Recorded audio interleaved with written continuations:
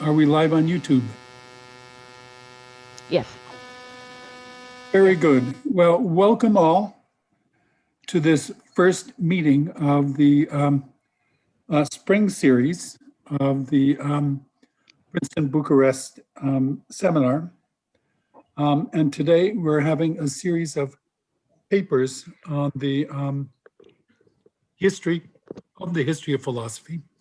And I think according to our schedule, Mogens, you're supposed to give an introduction. Yeah. So I'll do this very briefly before getting onto the paper. So as you probably saw, we proposed with Leo and Delphine this session on the history of philosophy because of a recent special issue of the British Journal of the History of Philosophy that I edited with Leo, Catana, which was dedicated to the historiography of philosophy from, say, well, it was from 1800 to 1950, give or take a few decades, and Delphine contributed to that as well. Now, I think it's important that I just say a little bit about why we think it's important to address this somewhat unusual topic. So the fact is that ever since it has been a discipline at all, the history of philosophy has been written in many ways, depending on the authors and the place and time. And of course, varied according to different institutional frameworks and cultural settings, and of course, different sort of philosophical schools. So from that, we think there is something important to be learned, not just from past philosophy, but also from by looking at how past philosophy has itself situated itself in relation to past philosophy. So not just from history of philosophy, but from the history of philosophy. Now, I think it's important to realize that we're of course not the first to take an interest in this.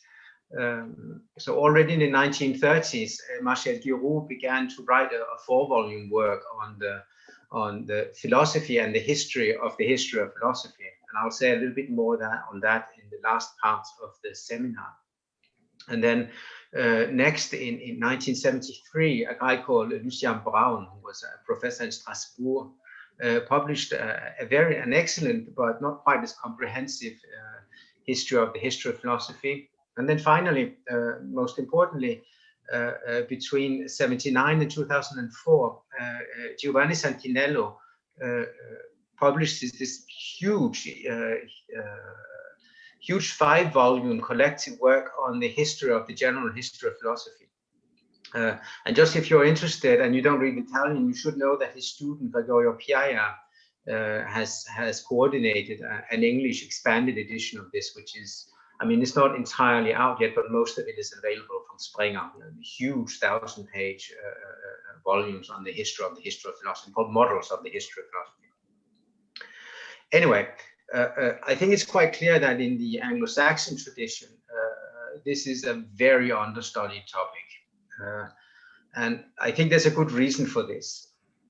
Now, until recently, and perhaps still today, the kind of question that would dominate in sort of methodological discussions about the history of philosophy were always on some level, about the philosophical legitimacy of the history of philosophy as a discipline.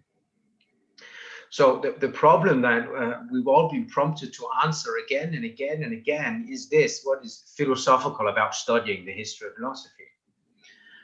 And I think because of this particular configuration of the discussion field, the fact that there's something historical about studying historiography of philosophy has been somewhat overlooked as a very derivative line of inquiry, and maybe even a derivative line of inquiry that it might do more harm than good to pursue, given the legitimacy problems that the history of philosophy has had.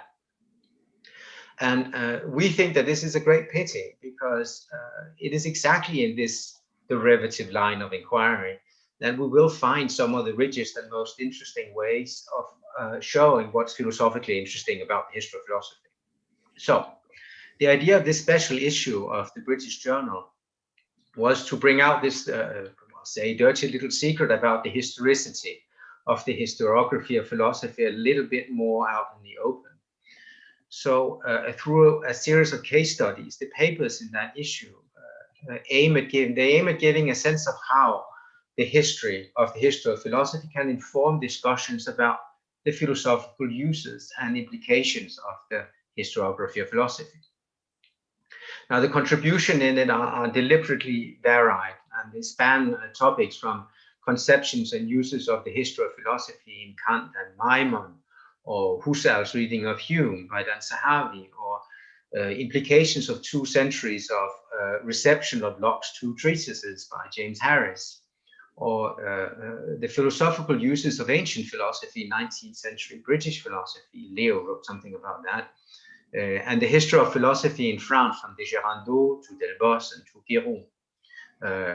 A rather shocking survey of the representation of women philosophers in 19th century German historiography by Sabrina Ebersmeyer, and so on. So the aim of this particular issue was not to provide anything like a survey of the field, but just to give you an impression of just how much philosophy can be learned, not just from the history of philosophy, but also from the history of the history of philosophy. But I think we will let you go and read all that yourselves. I mean, it's available. So for this particular session, we have chosen to say some other things on the topic than the ones that are included in the special issue. So we're going to have 3 short papers. I'll say something more about Marcel Guéroult's dianoematics. I think Delphine is going to say something about the use of the term philosophical figures in the historiography of philosophy. But first, I think I'll hand over to Leo, who has something exciting to tell us about a new project on Jakob Bruker. So, Leo. Thank you, Mogens. So the title of my paper is "Why Do We Need a Translation of Bruker's Historiographies of Philosophy?" A presentation of a book project. But before I begin, I should like to thank for the opportunity to present this paper in this forum. Now, I have just signed a contract for a monograph to be published in the book series New Texts in the History of Philosophy, set up by the British Society for the History of Philosophy and published by Oxford University Press. The plan is to publish an English translation of parts of Bruker's Latin Historia Critica Philosophiae, his critical history of philosophy, first published in 1742 to 44, including my introduction and explanatory notes. I'm supposed to submit the manuscript at the end of 2023, so I'm still at a very early stage of this project. Over the next 15 minutes, I should like to address 3 questions. First, why is it philosophically valuable to provide an English translation of Bruker's History of Philosophy, given that it is almost 300 years old? And second, why not remain satisfied with one rendering of Bruker's work, namely William Enfield's of 1791?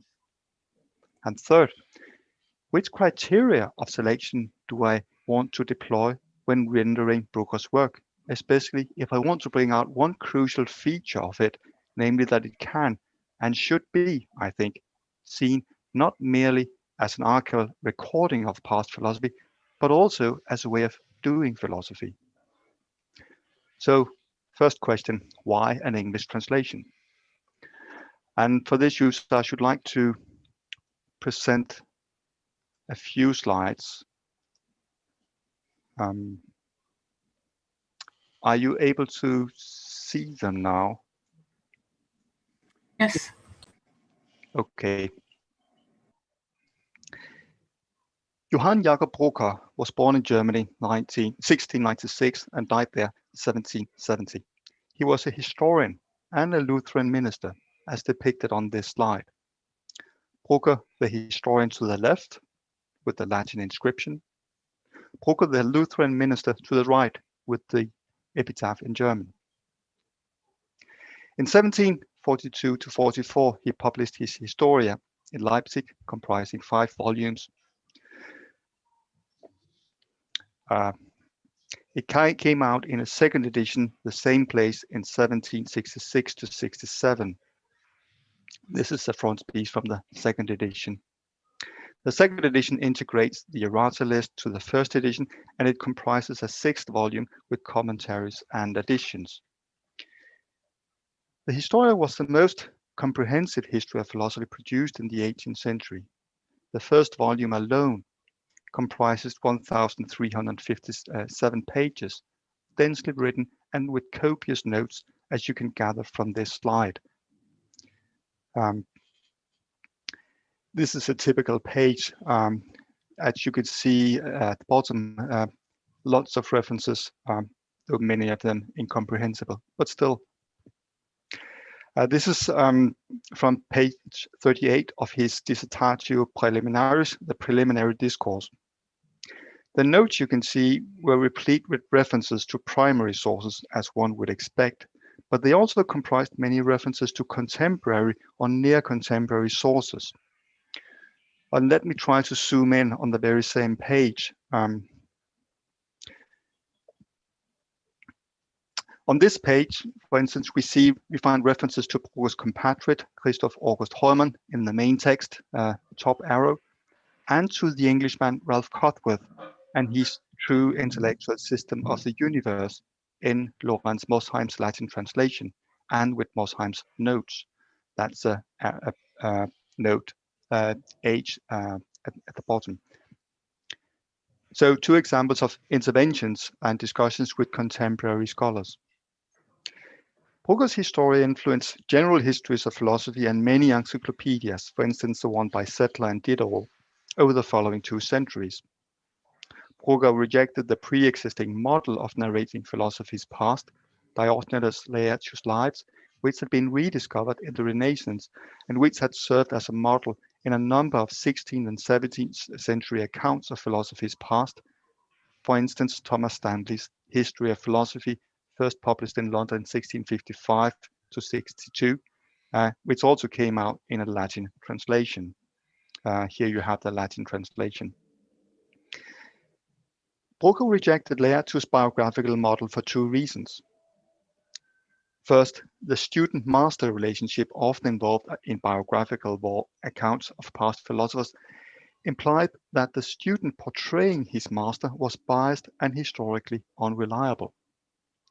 Second, these biographical accounts did not pass judgment on the truth value of the past philosophers' doctrines and the validity of the logical inferences made from doctrines and principles. Instead, Bruker proposed a new model for writing philosophy's past, whose methodology was inspired by Christoph August Heumann, just mentioned. In Bruker's Historia, his account of past philosophers consists of reconstructions of their respective systems of philosophy, that is, an identification of their fundamental principles, an account of the deductions made from these overarching principles to doctrines within the compartments of philosophy, theoretical and practical. Bruker's methodology, his criterion of inclusion and exclusion of past thinkers in the canon, and his characterizations of individual thinkers and periods were influential well into the 20th century.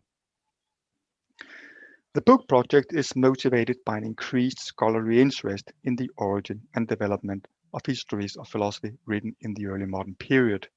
And Mogens has already presented some of these key players. Scholars like Braun, Guéroult, and Santinello have carried out pioneering work in this regard, and they have unanimously identified Bruker's Historia as the most influential history of philosophy produced in the early modern period. It is important to modern philosophers and historians of philosophy to know Bruker's work because many of our modern assumptions pertaining to the discipline of history of philosophy ultimately derive from this work. For instance, the commonplace rejection of the biographical model of narrating philosophy's part, and also some methodological concepts, mechanisms of inclusion and exclusion, and broad characterizations of periods and individuals in the history of philosophy. In many cases go back to this work of Bruker. So if we want to achieve an unbiased and rational discussion of philosophy's past, it is important to have access to those sources that have informed our understanding and especially our evaluation of past philosophers and periods. Bruker's Historia being a central source in this respect. Unfortunately, Bruker's Latin text is inaccessible to most modern readers, and so far there is no English translation of it. The book project aims at providing a partial translation of this work and thereby to give modern readers access to a source that has played an instrumental role in the modern sensitivity towards past philosophy. Part 2, existing translations. Given the length of Bruker's Historia, it hardly comes as a surprise that it has not been translated into any modern language. If one ignores encyclopedic entries borrowing from or paraphrasing Bruker's work in a more or less complete or loyal manner, for instance, Settler and Diderot, two texts are worth mentioning. The first one is William Enfield's abbreviated English paraphrase of the entire work, published in 2 volumes in London in 1791 and reprinted several times. Second, Mario Longo's Italian translation of the Dissertatio Praeliminaris, dating from 1987. There are several problems with Enfield's work of 1791. First, Bruker's entire work comprises about 3,300,000 words, whereas Enfield's 2 volumes of 1791 comprises about 417,000 words. That is, Enfield reduces Bruker's work to about 13% of its original length. It's really a fraction. Second, Enfield's work is politically and theologically biased. The other translation by Mario Longo is also problematic. It's a translation of the Dissertatio Praeliminaris and as such is fairly accurate. The problem is that it is in Italian, it's poorly distributed, and it omits Bruker's footnotes, where he points out the contemporary discussions into which he intervened with his Historia. I gave you 2 examples a few slides ago where I pointed out that he referred to Heumann, but also to Cuthworth in Mosheim's translation. And these are examples of Bruker's ongoing discussions with contemporary or near contemporary intellectuals in his History of Philosophy that are being silenced in Longo's translation. So much for the existing translations. Let me turn on to the third and last part of my paper, selection of passages. Given the enormous scale of the Historia, it would be practically impossible to translate the entire work, not to speak of publishing it with a profit. 2 passages are translated in this project. First, the Dissertatio Praeliminaris, that's from volume 1, page 3 to 45, and then De Schola Socratica, on the Socratic School, also from volume 1, page 522 to 583.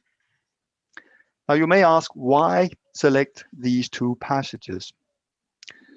Let me answer them one by one. The Dissertatio Praeliminaris. This is the first page of the passage. In this passage, Bruker explains his motivations, his stance towards earlier models for narrating past philosophy, and here we find his discussion with contemporary intellectuals. We find his methodology, his criterion of inclusion, and the scheme of the entire work. So this passage would be of value to any reader interested in his methodology, as well as to any reader interested in his account of a specific philosopher, since the methodology laid down in this passage governs his exposition of individual past philosophers. The plan is to translate both the main text and the footnotes of the Dissertatio Praeliminaris, since the latter reveals the discursive context into which Bruker intervened. So much for the first passage. The second passage is, as I said, from Bruker's account of the Socratic School. It would be useful with a passage that demonstrates how Bruker's and his precepts stated in the Dissertatio Praeliminaris are put into practice. His account of the Socratic School would serve this purpose. Still, the same could be said about many other passages, so why choose this one? The reason for this choice is internalist. In his Dissertatio Praeliminaris, Bruker praises explicitly Socrates as an example of a true philosopher pursuing true philosophy. Socrates, it should be said, is the only past philosopher assigned this role in Bruker's Dissertatio Praeliminaris, and he refers explicitly to his account of the Socratic school in that Dissertatio Praeliminaris. So Bruker himself really highlights the link between his methodological precepts in his Dissertatio Praeliminaris on the one hand, and then his account of Socrates and the Socratic school later on in the first volume. This is in parallel to Bruker's Kurze Fragen from 1731 to 37, where he had also highlighted Socrates as a model for the modern philosopher.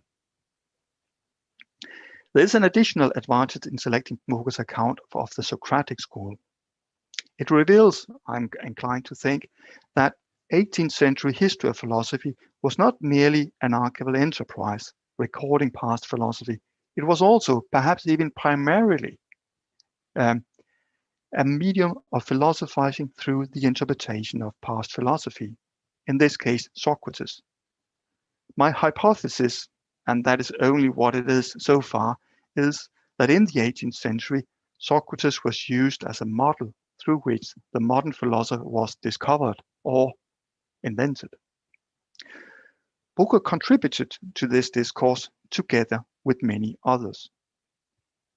So far, I have recorded 235 17th and 18th century texts discussing Socrates as a philosopher. This is of interest to modern historians of philosophy working on 18th century philosophy, but it is also of interest to modern Socrates scholars if these 18th century interpretations of Socrates and his philosophy have been passed on uncritically. Unfortunately, neither historians of 17th or 18th century philosophy nor historians of the 17th or 18th century reception of Socrates have paid much attention to this phenomenon. One exception is the study by Benno Böhm dating from 1929, but it is incomplete, it's superficial, and restricted to national categories. Bruker's Discourse Socratica thus casts light on the still underexplored 18th century German reception of the Cambridge Platonist Ralph Cothworth and his interpretation of Socrates in his true intellectual system of the universe, especially 423. In Discourse Socratica, Bruker refers explicitly to this work by Cothworth, as we have seen, which was first published in London in 1678, subsequently translated into Latin and published in 1733 by Johann Lorenz von Mosheim, along with Mosheim's copious and polemical notes. Here we have a Latin translation of Cothworth's work by Mosheim. In Discourse Socratica, Bruker referred to Mosheim's Latin version, largely siding with Mosheim in his criticism of Cothworth. Bruker entered a critical discussion of Cothworth's section 423 from the true intellectual system of the universe, where Cothworth had explained the philosophy of Socrates from a Platonic viewpoint that was very different from the one of Mosheim and Bruker, who, mainly for theological reasons, had distanced themselves from many Platonic elements in the ancient and Renaissance philosophy. In other words, the use of Socrates as an ideal philosopher in the Dissertatio Praeliminaris was polemical and also interesting. So let me round off this paper.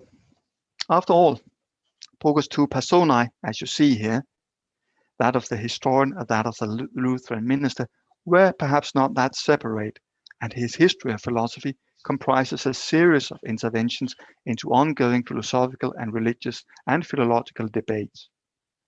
My ambition in this book project is partly to make the historiography of philosophy more accessible to the modern reader, as explained in the first part of my paper, but also to clarify this peculiar and unexamined use of the figure of Socrates in early modern philosophy. Thank you.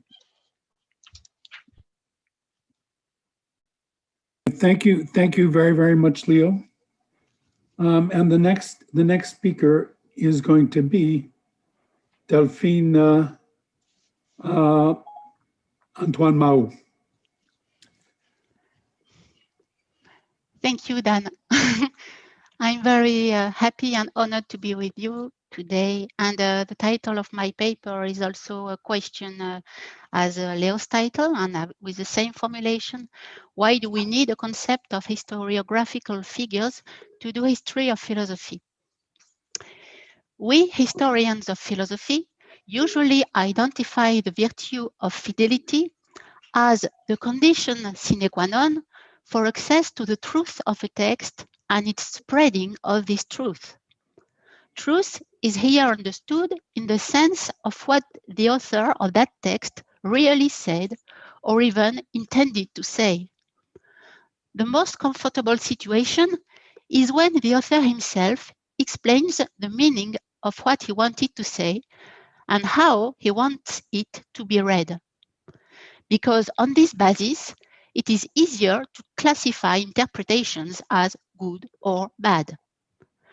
What is understood here is that the closer one gets to the good interpretation, the more one will advance in the understanding of the meaning of the philosophy in question. And that the more one goes on the side of the bad interpretation, the less interesting it will be to serve this objective, and thus to practice what we could call a rigorous history of philosophy. On the side of the bad interpretation, we would then move on from the history of philosophy to something else. For example, history of ideas, even if it is a philosophical history of ideas, to use François Azouvi's expression in his book on Descartes, analyzing, for example, the mechanisms and conditions of production of Descartes ad hoc, a kind of history of science, for example, the Descartes of Stéphane Van Damme, published the same year as that of François Azouvi. Descartes here is considered in the continuity of Luc Boltanski's work in the social sciences as a cultural greatness. The history of literature, one can think of the work on the figures of Boileau or Molière, for example, to remain in the early modern period. Or, as a nod to Dan, to a form of cartoonization producing superheroes, a hyper-rationalist Spinoza, for example, or bad guys, a label that might suit the same Spinoza. The point here is to select from the original system the arguments that interest us in order to give them another life in a completely different context and for a completely different purpose. My aim here is to ask to what extent we can challenge this representation of our practice and our aim of historians of philosophy without showing ourselves to be indifferent to the original meaning of the philosophy in question, or without becoming either bad historians of philosophy or something other than historians of philosophy. And what would we gain by doing so? In this short presentation, I shall argue that the theorizing of the concept of the philosophical figure is a possible answer or beginning of answer to these questions. After having quickly recalled the definition of a philosophical figure and the reasons why historiography from 19th century France here is a privileged place for observing the heuristic value of this concept, I will try to show, with the example of Descartes, in what sense it seems to me that we cannot do without this concept or with a reflection upon this concept. In this way, I hope to contribute to our collegial discussions among historians of philosophy on the different ways of considering and teaching our discipline. So, I will start recalling the three essential characteristics of a philosophical figure as I define them in the article on De Gérandeau and Victor Cousin. Firstly, a philosophical figure is characterized by its links with one, or at least with a limited number, of philosophisms, the cogito ergo sum, for example. Secondly, it's characterized by its links with other figures of the past. Descartes, who was a friend of Plato and an enemy of Hobbes, for example. This is what we could call also its filiation. And thirdly, its link with present interlocutors, or what we could call its actualization, the Descartes of Victor Cousin, founder of psychology, for example. The slightest change in one is, of course, reflected in 2 and 3. This is how competing histories of philosophy can be written, giving themselves other founding fathers, having founding other families, and spreading in the present another conception of man and of his role in society.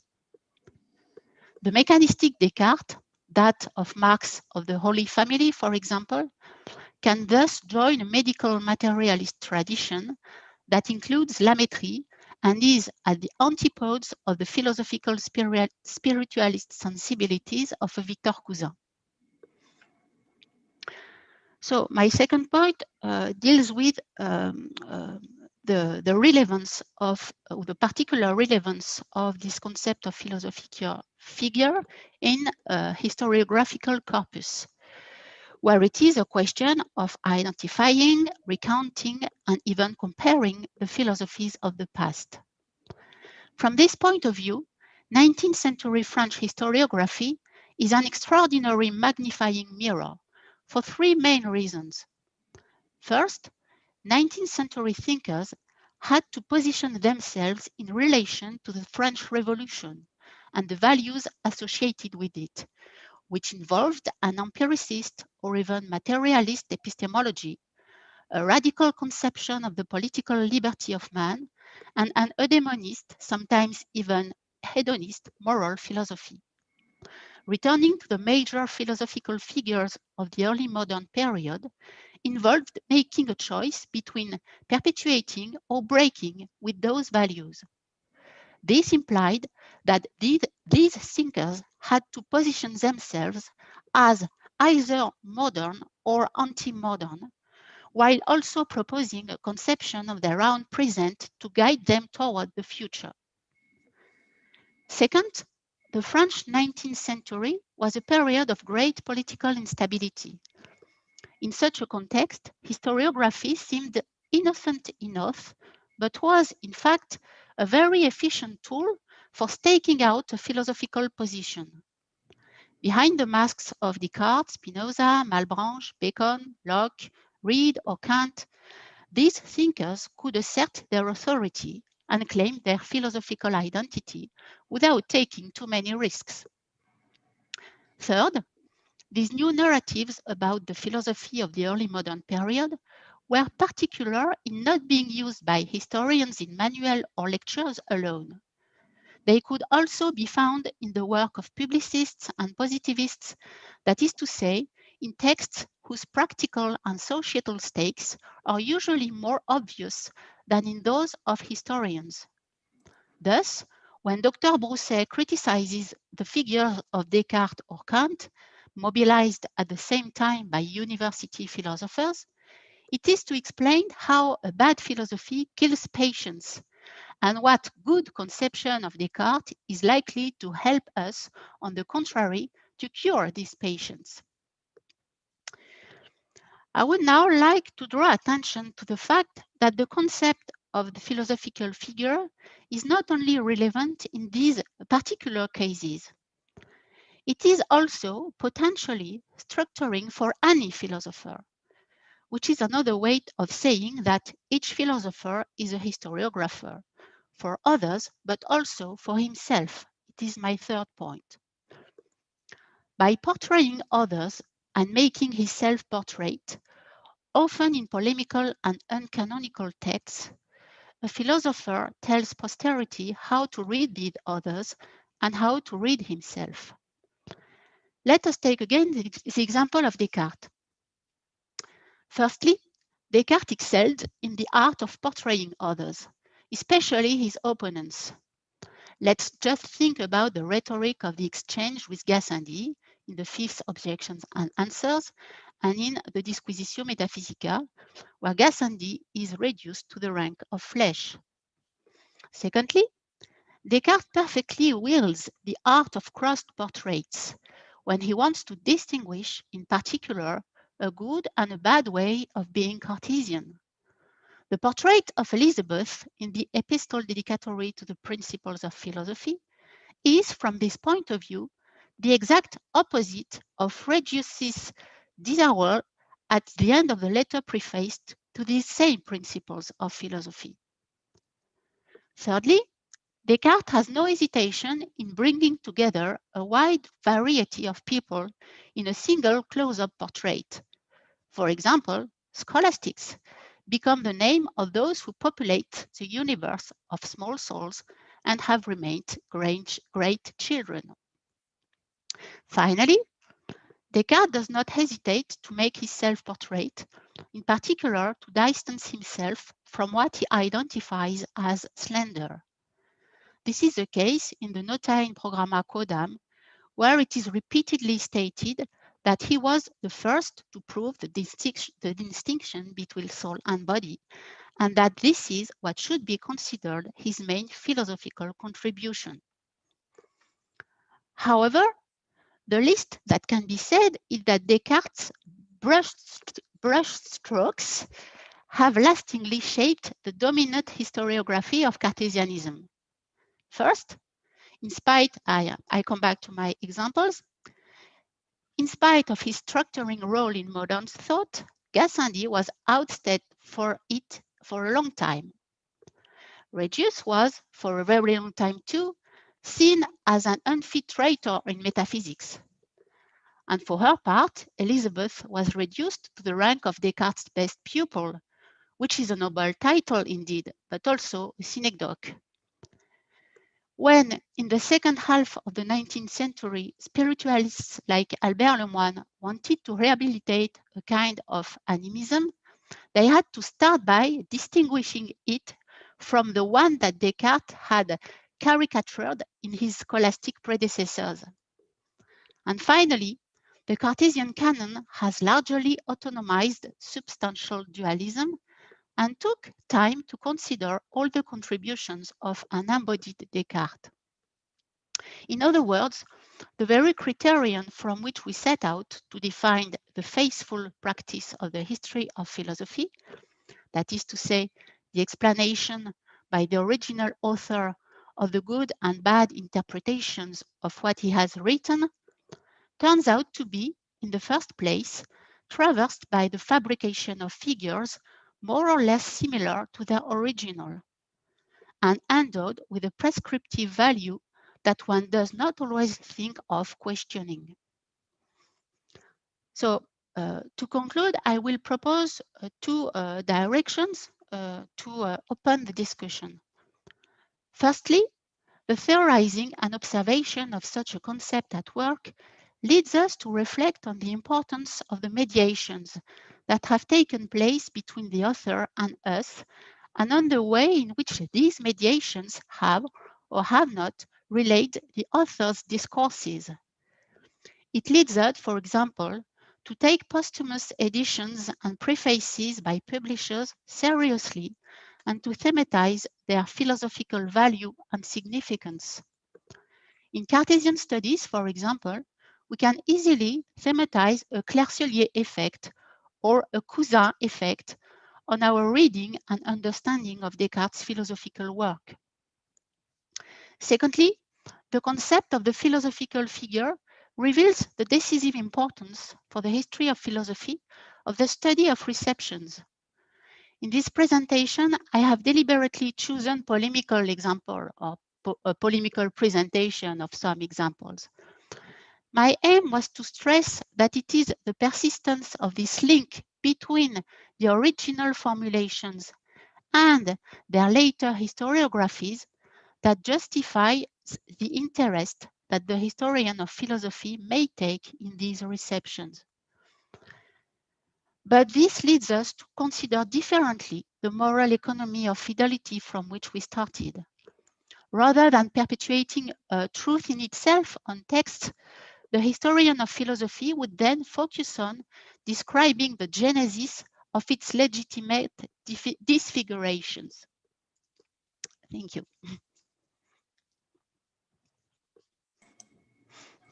Thank you very much, Delphine. And for the last brief talk in this series, Mogens Lærke on Guéroult's project in the history of philosophy. Okay, thank you, Dan. So I'm just going to say a little bit about Marcel Guéroult's history of philosophy, or what he called his dianoematics, from the Greek dianoema, doctrine, so theory of doctrines. Now, Guéroult, as you probably know, was arguably the most important French historian of philosophy of the 20th century. And at least in the Anglo-Saxon world, he's best known for his sort of internalist, systematic, and painstakingly detailed interpretations in his multi-volume works on Descartes, on Spinoza, and Malebranche. But his bibliography also includes, we tend to forget that sometimes, major works on Fichte, on Maimon, on Berkeley, on Leibniz, and I probably forget some. Now, much less known, however, is his dianoematique, which is a sort of opus magnum that he first drafted in the 1930s, but continued to work on for more than 4 decades and never finished. It was only published posthumously in 1979, between 1979 and 88, and it comprises 4 volumes. So first, it's a 3-volume reconstruction of the history of philosophy as a discipline from antiquity to the mid-20th century. And then second, there's a 1 volume which develops a philosophy of the history of philosophy, which explains why it is that the history of philosophy is philosophically important to write. Now, this is an enormously instructive read if you want to know what philosophers of all times were up to whenever they did history of philosophy, from Diogenes to Karl Jaspers. But my aim here is just to give you a little bit of an idea of what the general and very abstract argument of that work is, and why it is that Guéroult thinks that it is important. So some of the things I'll say here will repeat some things that I also developed in a longer article on the dianoematics that was published last year in the BJHP. So you can go there for more detail and for a bibliography for further reading if you're interested. Anyway, let me begin with what I think most of you already know, and then see how it relates to the dianoematics project. Now, Guéroult is famous for what he calls his structural analysis, not to be confused with the structuralist method of people like Lévi-Strauss or Althusser, which it predates by several decades. So the structural analysis of philosophical systems. This structural method is the method that he applies when writing about the works of Descartes, Spinoza, and Malebranche, and so on. Now, there are 2 distinct methodological rules at the basis of this method. The first rule is to search for the systematic unity of a philosophical work as a whole, or what he also calls the philosophy as a monument. Now, this principle, one has to know, is decidedly anti-hermeneutic. Guéroult was opposed to all readings that try to sort of go beneath the text, looking for some sort of deeper level of meaning. Now, those among you who might be a little bit familiar with his disputes with another great historian of philosophy in France, namely Ferdinand Alquier, will already know this. Alquier, a thinker who was close to the Surrealist movement, he analyzed all the great philosophers, and Descartes most famously, by seeking out what he called their fundamental underlying philosophical gestures, whatever that is. Anyway, Guéroult was on Alquier's thesis committee in 1950, and he very sort of grumpily derided this reading of Descartes' gestures as novelistic, which sort of set up a very entertaining philosophical brawl over several decades. Now, anyway, I just tell you this to illustrate the kind of hermeneutics that Guéroult doesn't approve of. We really shouldn't get carried away, but we should always stick to the text. So the second rule is the obligation to obey a given author's own instructions about how to read his or her philosophy when engaging with it. For example, if Descartes tells us to read this text in one way or another, we have to respect that.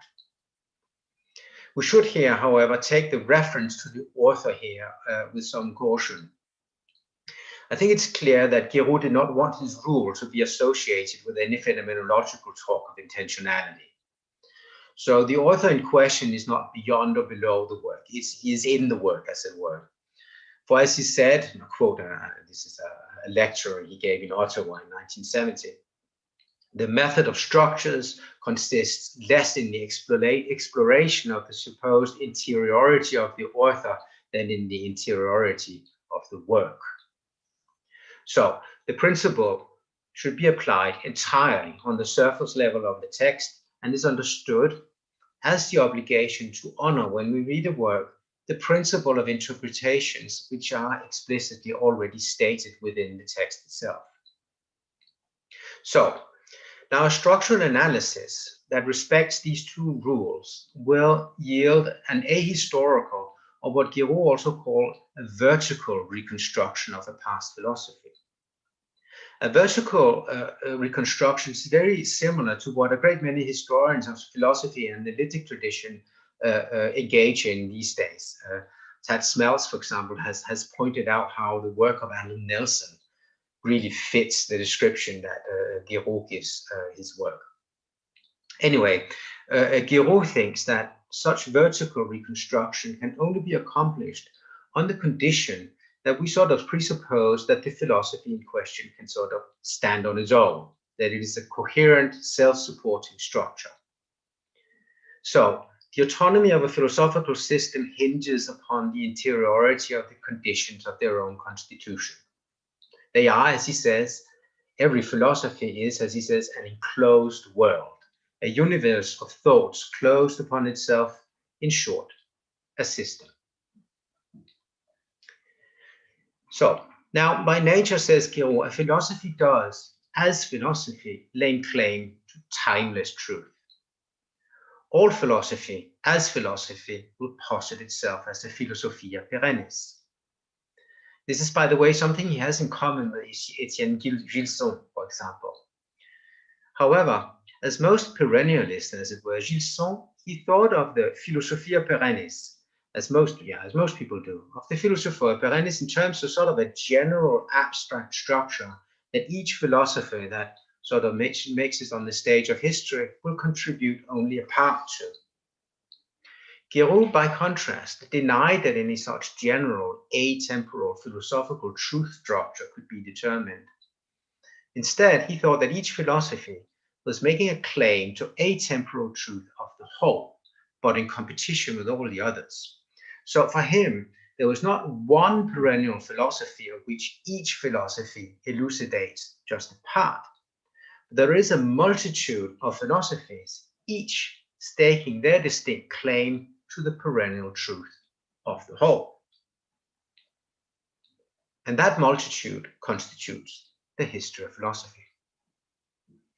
So the thing is that the historian of philosophy is paradoxically supposed to write the history of something which in every part and in every moment of its own development resists its own historicity. Or it has to write the history of something which doesn't want to have a history, or which, as Guéroult puts it, repels history, but which in fact does have one. Now, this paradox is what Guéroult calls the problem of the history of philosophy, or better, the history of philosophy as a problem. And this problem is exactly what the dianoematics sets out to solve. Now, the way that Guéroult goes about solving this problem reveals a huge debt to Kant. He conceives of the dianoematics as what he calls a critique of historical reason, or even as a transcendental deduction of the conditions under which the history of philosophy is possible as a discipline. Now, this deduction rests on two basic presuppositions about the worth or value of philosophy and about the nature of truth. First, the history of philosophy is inseparable from a philosophical interest, which alone justifies the pains we take to study it. No historian of philosophy would engage with the history of philosophy if she didn't think it contains philosophical insight or truth. Now, Guéroult is not arguing that the history of philosophy as a discipline has value only to the extent that it actually attains such truth. He simply claims that no one would engage in the writing of a history of philosophy unless they assume that such truths are present within it.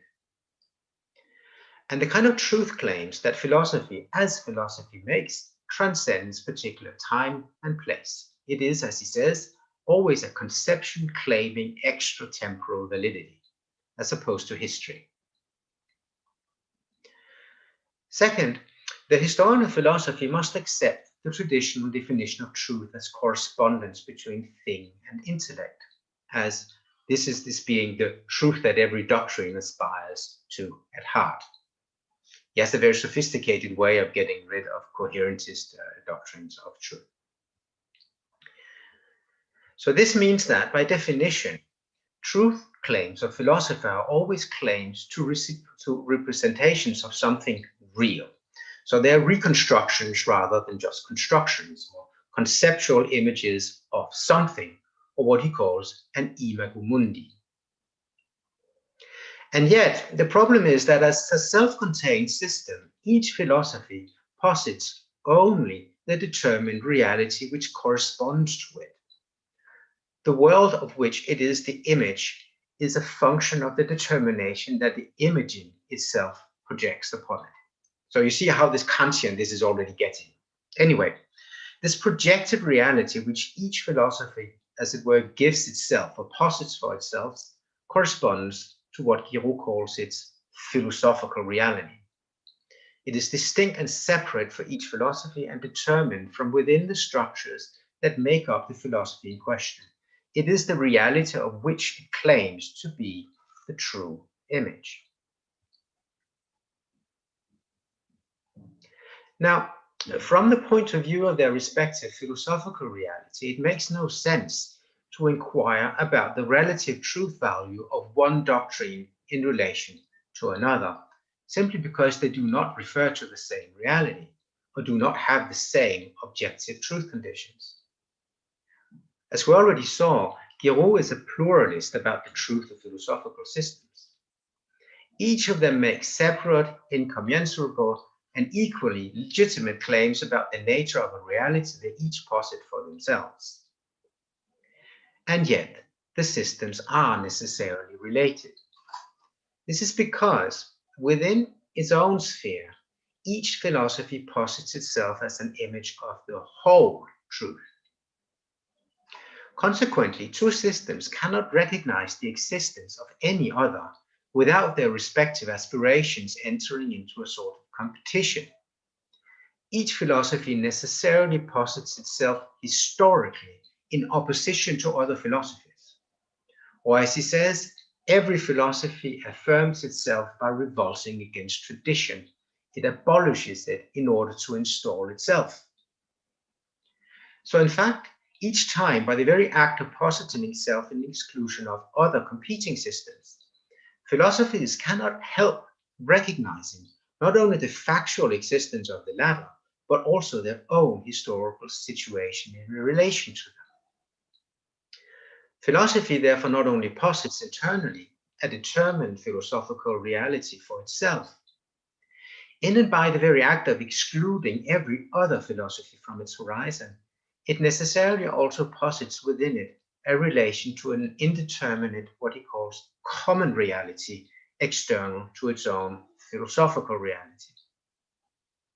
And this exterior common reality of philosophy is the common element of truth in which all philosophy is submerged, insofar not as it is perennial, but insofar as it is historical. Now, the common reality remains perfectly indeterminate, but it does point to an agreement among all philosophies beyond the antagonism among their philosophical realities.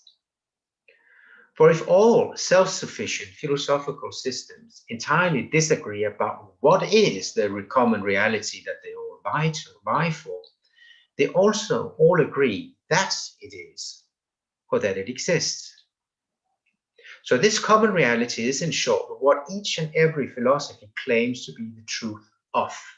It is the thing to understand. Now, Guéroult has some troubles formulating this or giving it a good notion. He calls it sometimes the true reality, sometimes the absolute reality. Even so, one place called it the really real reality. So, but this is what he also calls a transcendental residue or transcendental object, forms the objective truth condition, not of philosophy, but of the history of philosophy as a discipline. Why? Well, it is because it is in this transcendental element, as it were, of common reality alone that otherwise self-contained philosophical systems are confronted and related, that they enter into competition with each other.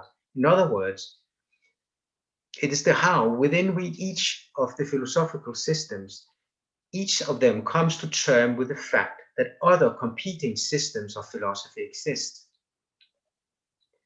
It is how, for each philosophical system, there is sort of an adjacent history of philosophy that corresponds to it, an adjacent history of all the philosophies that it is itself not.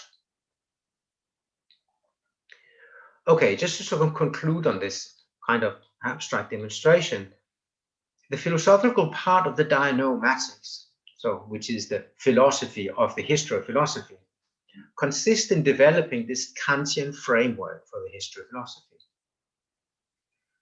The historical part of the dianoematics, by contrast, that is to say, the 3 volumes which tell the history of philosophy in the West, from antiquity to the 20th century, recount how at every stage past philosophical systems have produced the history of philosophy that correspond to them, in recognition of the fact that other philosophical realities than their own exist, sharing with it a common concern for a common reality that they all seek to determine the truth of, a shared transcendental indeterminate object of investigation without which there would be no philosophy at all, because that is what philosophy is interested in. So, this is how Guéroult's transcendental deduction of the conditions of possibility of the history of philosophy works, this dianoematics. It establishes a kind of transcendental loop, as it were, that connects the history of philosophy to philosophy itself via the history of philosophy. Now, each of the monographs on great philosophers that he wrote or set out to reconstruct the whole systematic philosophical reality each of them try to claim. What he sets out to do in the dianoematics, by contrast, is to show how the history of philosophy as a discipline has always been concerned with how past philosophies have been competing for a common reality of all these philosophical systems, and with the ways in which all past philosophies, in spite of their different aspirations to perennial truth, have always had to come to terms with the fact that they were at the same time part of a history shared with all the others, and without which they would not even exist. So, thank you. Thank you. Thank you very, very much. Thank you all. Are there any questions? Can I begin with a question?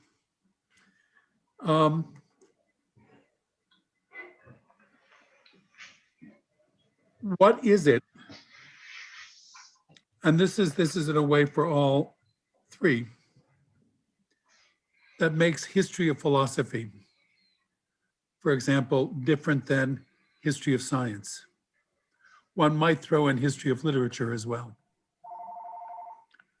But it seems that, particularly in thinking about Guéroult, for example, who wants to link the history of philosophy to philosophy. Is there a different kind of his history of science different in that way? Delphine, you talk about philosophical figures. Can one give a parallel account of scientific figures? I start answering then, or Mogens? Go ahead, Delphine. Okay.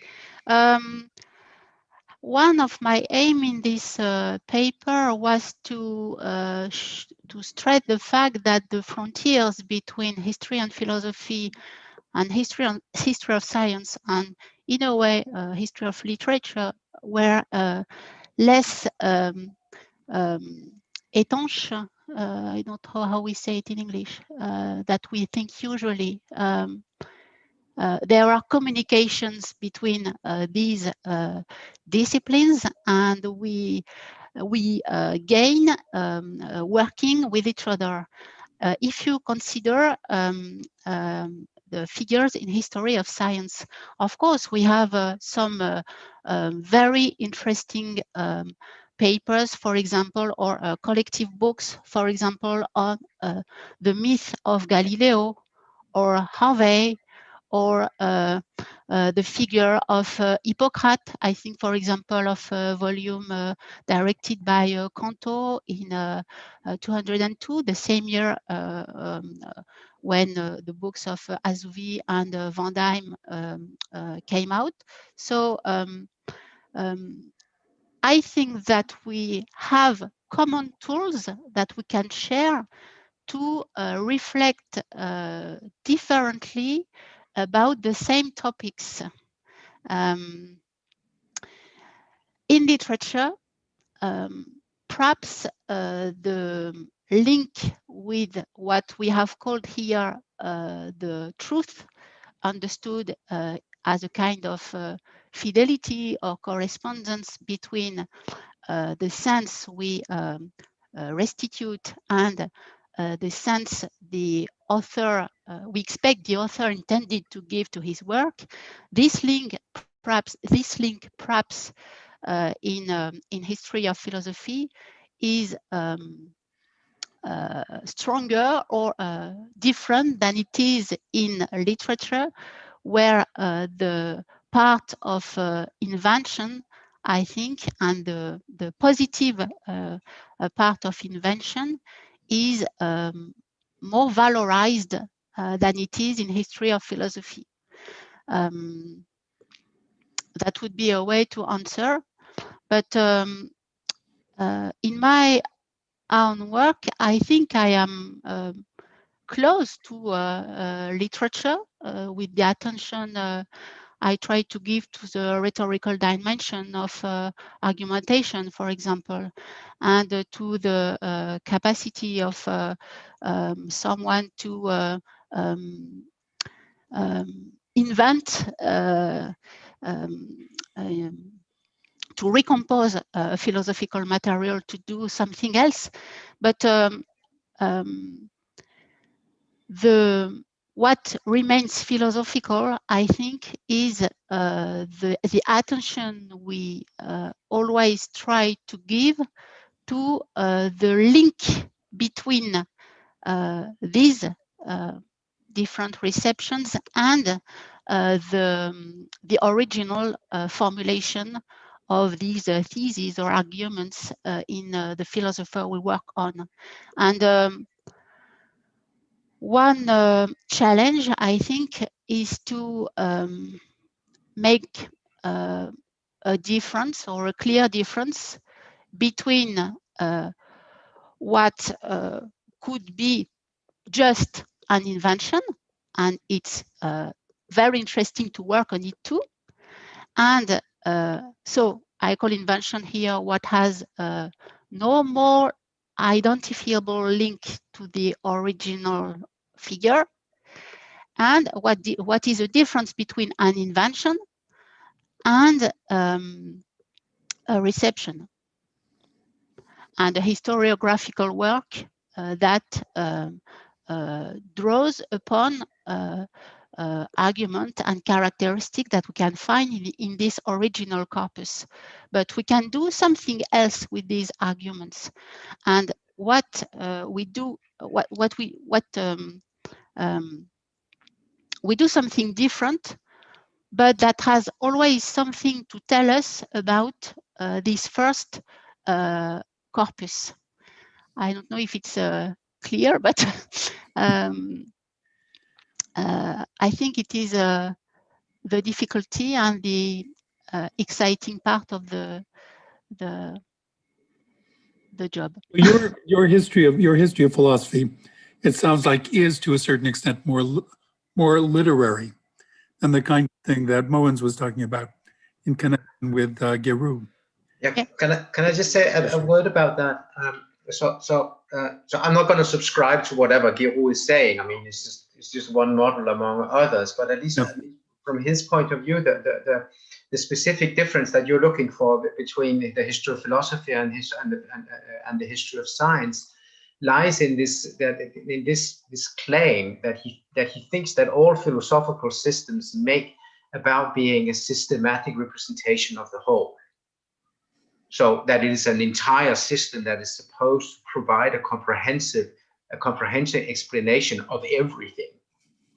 Now that's a tall order for each philosophy, and one can always say that well, there are lots of philosophers that don't, philosophies that do not obey that kind of requirement.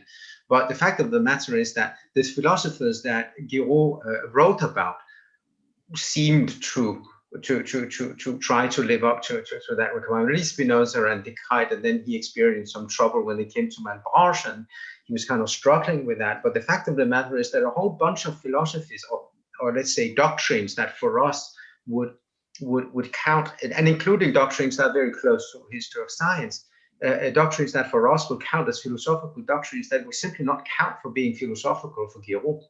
I mean, there's a lot of stuff that he excludes here by requiring that for anything to be philosophical, it has to be a systematic, and say at least an effort to give a systematic, perennial, atemporal representation of the whole of reality. I mean, it's a lot to ask for. That is a very tall order. Yeah.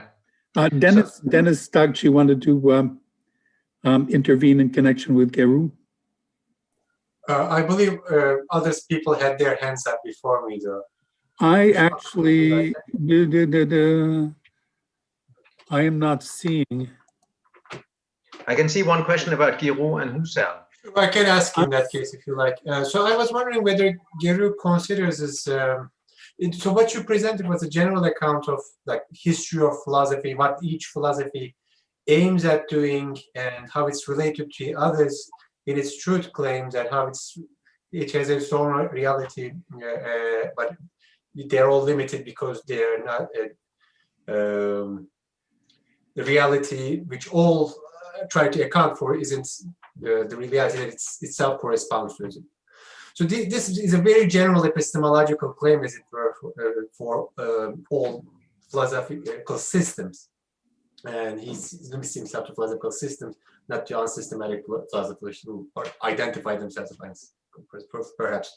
But I was wondering whether like this kind of epistemology of history Guéroult is he giving it for only the past philosophical system, or is he actually including present philosophical system, any future philosophical system? So this is an epistemology that he's giving for all of these that is completely timeless, or does he consider itself to be, oh, this is what we can identify at this time, reflecting on the philosophies of the past? Things might be different perhaps in the future. Does he have these considerations in the general account? So in the general account of the whole thing, I mean, one thing we have to be clear about, it's not a philosophy of history in the sense of Hegel or something like that. He's very, very clear about the fact that he does not want to establish any sort of a priori condition, say any a priori condition for how this history of philosophy will evolve, whether he is at the end point himself or whatever. I mean, he's very clear about that. The way that I mean, there's a whole part of this development that I couldn't take take into account because it would take too much time, is this anti-Hegelian strand of it. When he says, okay, so each philosophy posits itself as a systematic representation of the whole, and each of them posit themselves in history. But the order in which they posit themselves, as it were, or that they sort of develop one from the other, well, he's not going to say anything about that. There he just simply falls back on sort of Rankian almost idea of the history of philosophy as fact. That the history, that he's not going to ask how one philosophical system was produced out of another, or he's not going to ask whether there's any particular order in which these different philosophical systems would be produced, but he simply posits that that is in fact how they were produced, and that is his point of departure, is history of philosophy as a fact. It's there. So after that, and it will continue, but so that also means that there's no endpoint to it, in the sense that it's there and it will continue to occur again and again, and also after him and later and so on and so forth. So in that respect, the answer to your question, whether there's sort of a finality to this thing, where there's an endpoint, no, there's not. The history of philosophy will be continued to be produced. The question of whether he also writes this a history of philosophy if it's only philosophy of the past, well, not really. I mean, or at least in principle, it's not. I mean, it's quite clear when you read Guéroult's text that his own frame of reference, where he feels the most comfortable, lies somewhere in the 1920s and 30s. Those are the people that he himself grew up with and was taught by, and it's people like I think his greatest hero among the history, the only guy he never disagrees with, is Victor Delbos, Sorbonne professor in the 1910s. And the people that he discusses with and disagrees with in sort of in a respectful manner, as it were, are people like Étienne Gilson or Henri Breillet, and those people. When you get to this, what he's most famous for is this philosophical brawl with Ferdinand Alquier. But you can always feel that he's really super annoyed with Alquier. I mean, he thinks Alquier is an idiot, and he doesn't want to engage with him. He's constantly forced into this polemics because everything thought it was so super entertaining, and it was super entertaining. How they were sort of lobbing insults at each other. I mean, there's a wonderful account by Victor Goldschmidt of how this went on, and there's an account of how the disputes played out at one of these interminable conferences at Royaumont, I think somewhere in the 1950s, and Victor Goldschmidt says that how Alquier and Guéroult sort of confronted each other during that conference was in something to the effect of that this was a very sort of a challenging moment for people who believe in the validity of the better argument or something. They were just talking past each other constantly, and the thing is, when you read Guéroult, you can really feel that he doesn't want to be engaged in this dispute. He really can't be bothered. The people he's interested in are the people that he was himself contemporary with. And we have to think about Guéroult as a historian and philosopher who was shaped by people like Victor Delbos, and who established his methodological parameters somewhere in the 1930s, long before structuralism and phenomenology and so on and so forth. So his first books, which are entitled Structural Analysis, are the books written in the 1920s on Fichte and Maimon. So that's his framework. But that is for Guéroult writing about Breillet, which he does in the dianoematic. Lots of the dianoematic is about people like Gilson and Breillet and Courier. And those are the people that he considered himself to be contemporary with, I think. If that's so, is that a reply? Thank you very much. We actually have a very long list at this point. Dan Cook. Hi, I wanted to ask you, the way you described Guéroult, it seems that each philosopher is mutually exclusive from every other one. and that therefore we really cannot judge one against another except in terms of the success that they give through their system in explaining their own idea of what reality is. So and given the people you mentioned that he wrote about, I guess it's as important to know who he didn't write about. Does he ever give grades to any of these, or does he feel that each of them is their own world and you can't really grade them if they're successful in presenting that world? Okay, so let me answer that very quickly. So there will be room for the others. I think no, he doesn't grade them, and he shouldn't, given the premises of his own account.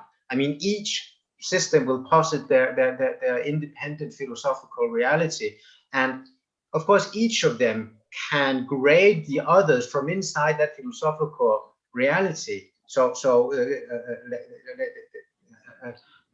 But the fact of the matter is that as soon as you sort of step outside that framework, which is what you do when you write the history of philosophy, is no, you can't start grading him. It wouldn't make any sense at all.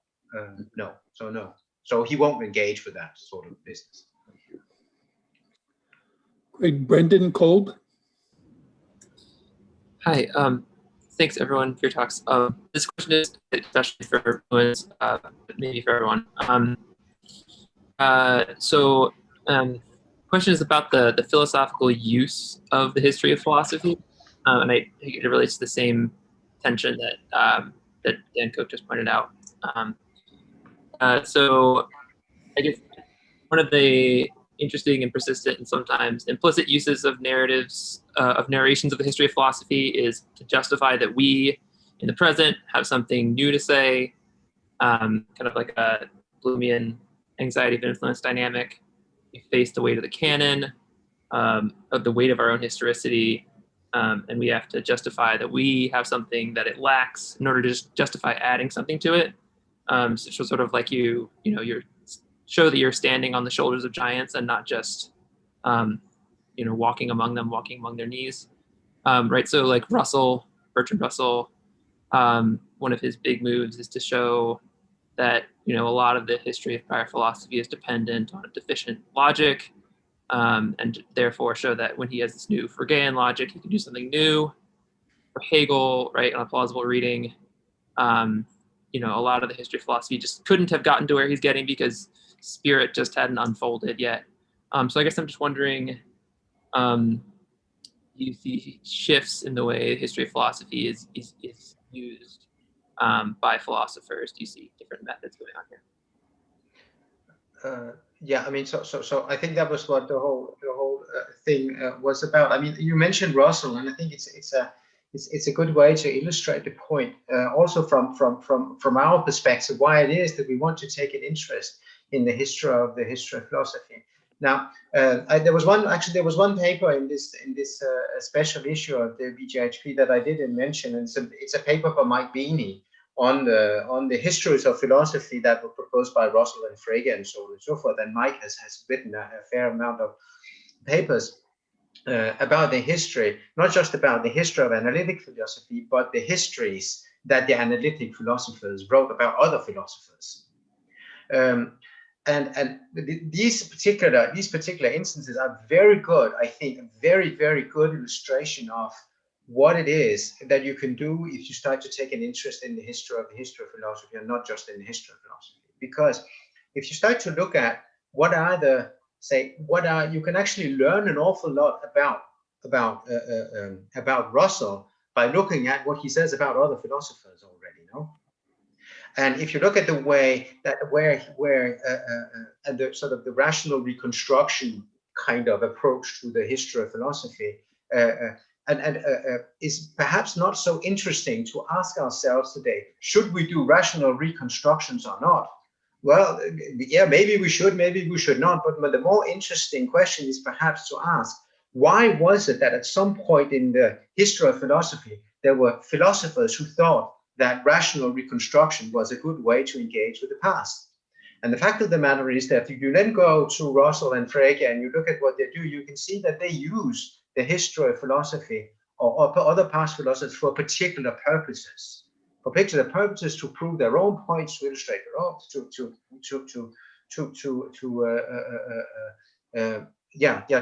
develop their own philosophies. So you can learn an awful lot from how they engage with other philosophers. Now, this is not always so obvious. I mean, one of the things with Delphine's work on the 19th century French philosophers is that she gave these different ideas about why is it that this happened in France. And there was a particular moment in French history of philosophy where it was very easy to use the history of philosophy to develop your own positions. So in that 19th century French context, this is particularly evident. However, this is actually true for any moment in the history of philosophy, even for the people who are most hostile to the history of philosophy, like Russell. So I'm happy that you mentioned Russell, and I had this opportunity just to mention this work by Mike Beanie, which is really very instructive in that regard. Just a moment, I'm just surprised that you said Russell was hostile to the history of philosophy.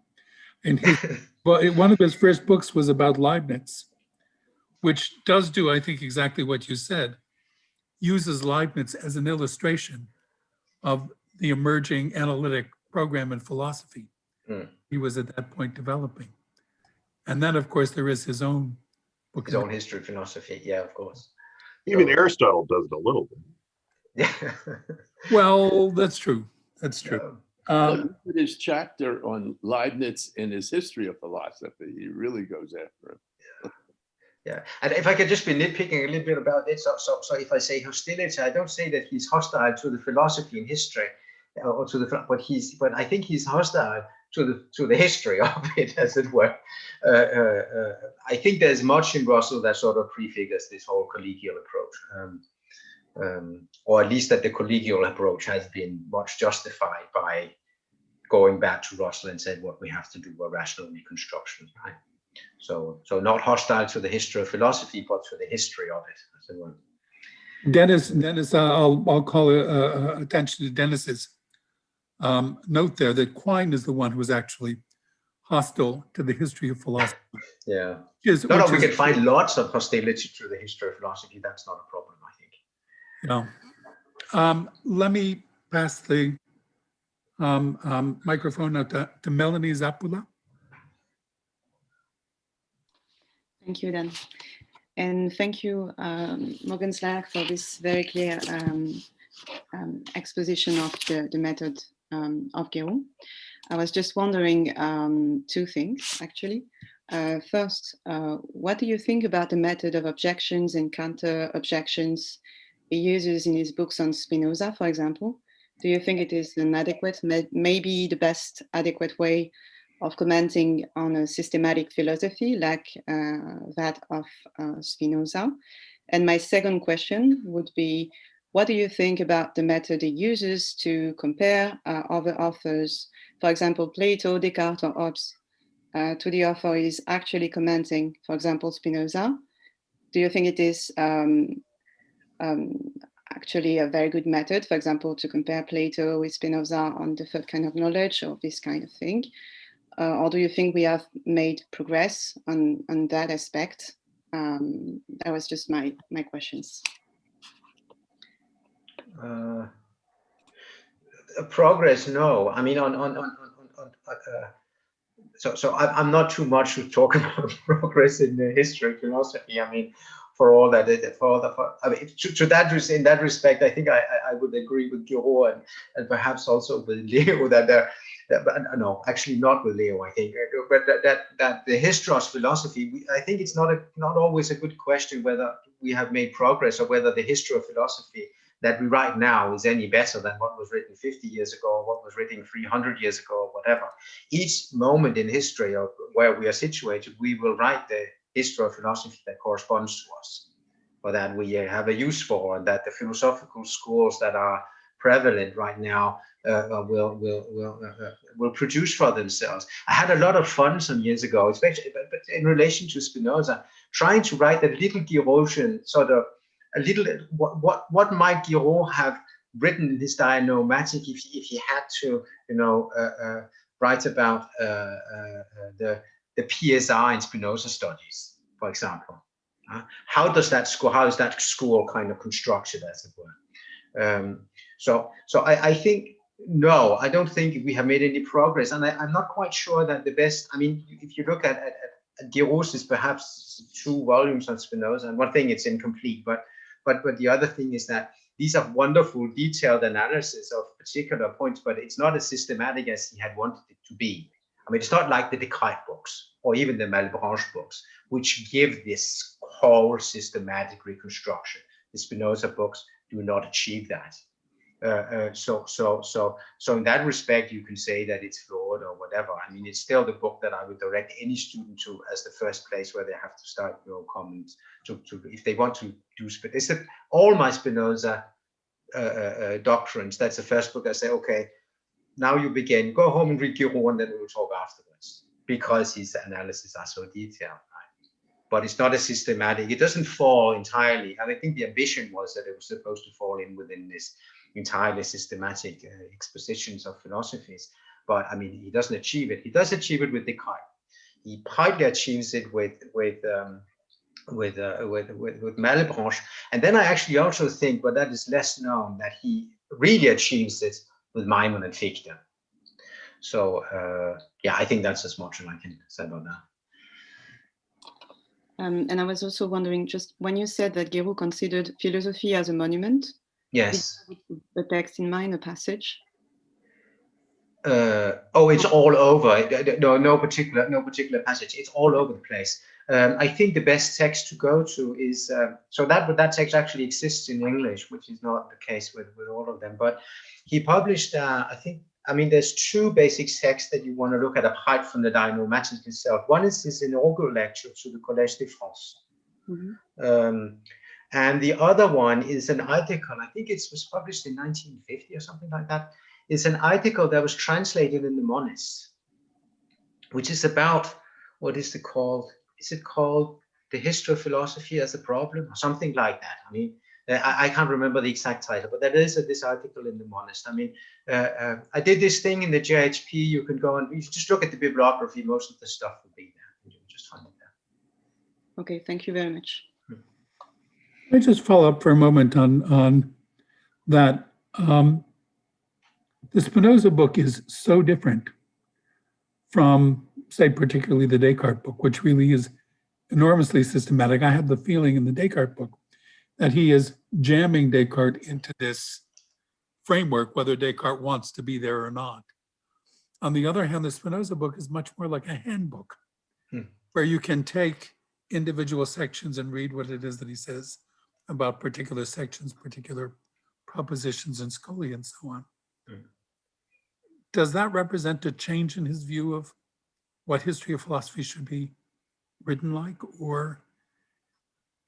No, I don't think so. I think it just represents the fact that he didn't finish it and that he had deep troubles trying to find the systematic unity of his thing. I mean, I think it just reflects the fact that he didn't quite succeed as much as he had wanted to in finding this systematic take that he has in the Descartes book in particular on the philosopher. I mean, he doesn't have the same, I mean, people like Knox Peden these days who say that Guéroult was a Spinozist from the beginning, and he was even a Spinozist when he wrote about Descartes and so on and so forth. I don't think so. I think he had a much better grip of Descartes, and when he came to Spinoza, he was really struggling with it. I mean, it's always very, it's very rewarding, the struggle he has with it, but it is a struggle. It's exactly for that reason that I prefer the Spinoza book to the But it's the same, yeah, because the system is resisting, so he's struggling more, and it's really interesting. He really goes into the individual sections and, in much more open mind, I think, than he does with Descartes. But Ville Paukkonen. Yeah, thank you very much for all the speakers. I also have a question for Mogens. So I'm trying to get my head around the Guéroult type perennial philosophy, what the project really is about, and especially how the concept of true reality or real reality is supposed to work. And so here's an example that I wonder what Guéroult says or would say of certain philosophers, quite a few philosophers who are not as ecumenical as, say, Leibniz, who thought that everyone's half right but not quite there yet. but rather think that everyone's radically mistaken, because it's not just that they're wrong, but they're talking about something in a wrong way or some wrong thing. Say, think of Kant that we should actually think about our epistemic capabilities rather than what the reality is, or think of Marx that we should really look into the social forces instead of what we think is reason taking its course, or more recent Wittgenstein or Heidegger thinking that there's really a misunderstanding in the previous philosophy of what philosophy is. And I wonder how the Guéroult style perennial philosophy accommodates those kinds of philosophers who really try to, or claim to at least try to rethink philosophy itself, not just being in contact with the previous discussion about what the reality really is like, but somehow reconceiving the reality. So one thing is that Guéroult was kind of an exclusivist and also extremely conservative historian of philosophy. So that means that there are an awful lot of philosophical attempts that he would simply dismiss as not being philosophical at all. So a lot of that. So that's what I said in the beginning. I mean, it's not just whether a history of philosophy. So about the perennialism. It's not so much a question of whether a philosophy does produce some sort of perennial philosophy, because that's not how it works. It is whatever does not claim to, whatever philosophy does not claim to come up with some kind of atemporal truth is for Guéroult not philosophy at all. So it's not so with regard to the perennialism, and it's really what distinguishes him from someone like Gilson, or the people who these days would usually talk about what about being perennialists. So which would usually be the idea that a philosophy is a philosophy, it is sort of some way contributes to this abstract level of perennial truth, philosophical truths.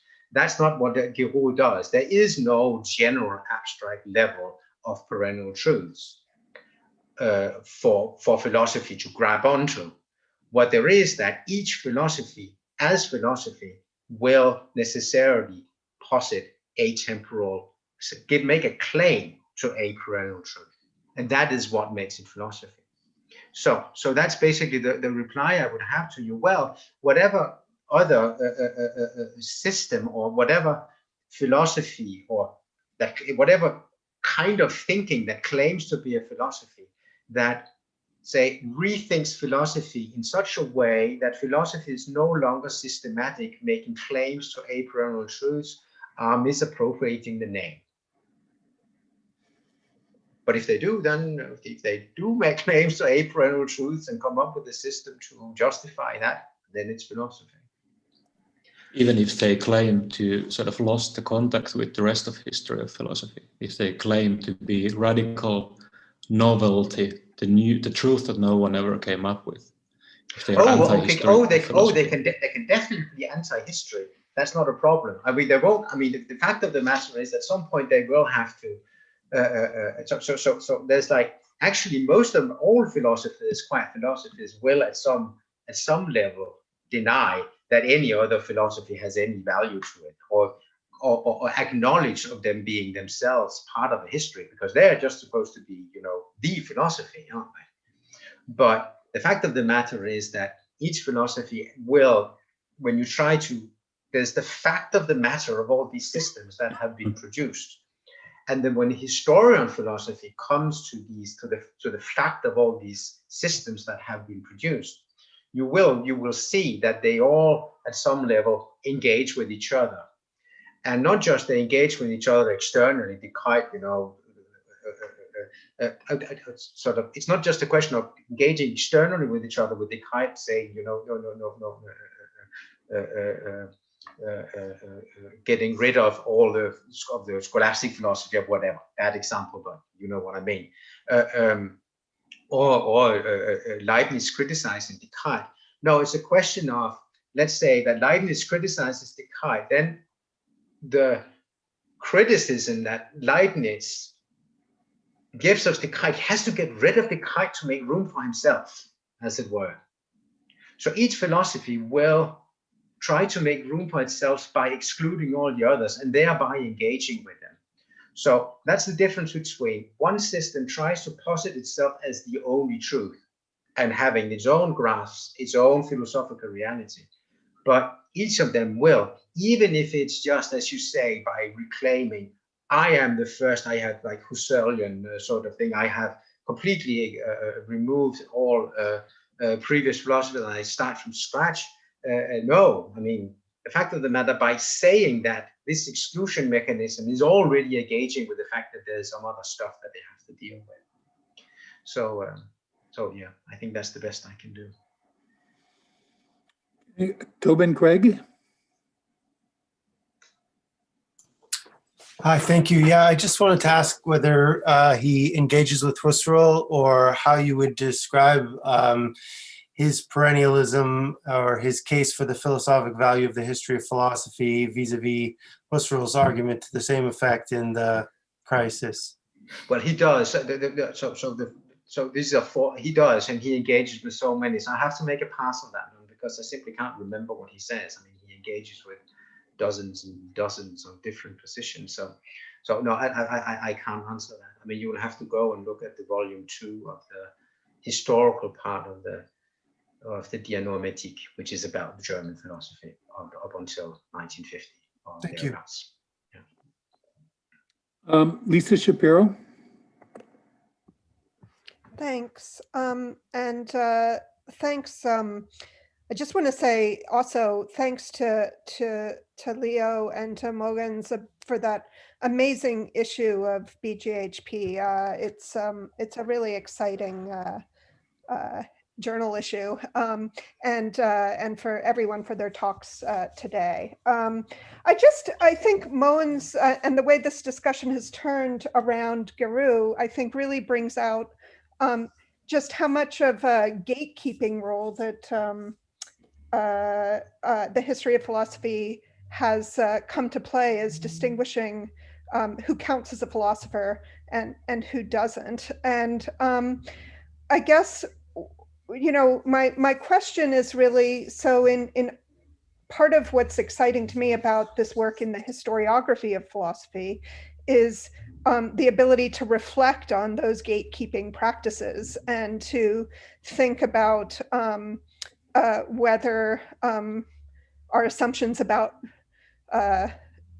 philosophy as, say, necessarily involving systematic philosophy are correct or not. And I think, so this is really an open-ended question as to whether the work that you three have been doing in the historiography of philosophy has led you to think about the normative issues in doing history of philosophy in a contemporary context. You know, what moment are we currently in, and what are the, you know, what are the insights that this work in historiography of philosophy provide for how we ought to be doing history of philosophy now?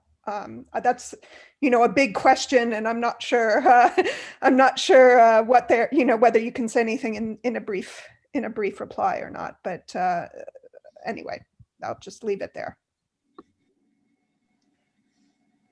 Leo, do you want to say something about that? Yes, thank you for that question, Lisa Shapiro. I think it goes together with Dan's initial question about the difference between history of philosophy and history of science. And let me give you what might be a personal take on this question. I think that history of philosophy and history of science differs in at least one respect, namely that history of philosophy can work on both sides of the divide between nature and ethics, or nature and normativity. History of science is mainly concerned with the one of the sides, namely nature. And that has implications for philosophy as such, but also for history of philosophy. It has implications for philosophy because it makes philosophy self-reflective in the sense that it often returns to earlier positions, earlier understandings of human beings, and picks up on these earlier positions in order to reflect on contemporary ethical issues. So, for instance, we have a revival of virtue ethics, neo-Aristotelian virtue ethics being revived within the last 30 years. That's one example of this reflectivity within contemporary philosophy. It also has implications on history of philosophy, because given that its object, past philosophy, is situated between, or not between, but it includes both nature and ethics. It means that history of philosophy also is also an ethically and theologically charged discipline. And I think, and that's to come back to your question, Lisa, I think that's quite clear in the case of Bruker and his work. The kind of, you called it gatekeepings, but the kind of mechanisms for what I call inclusion and exclusion are really instrumental to the canon formation that we see in his work.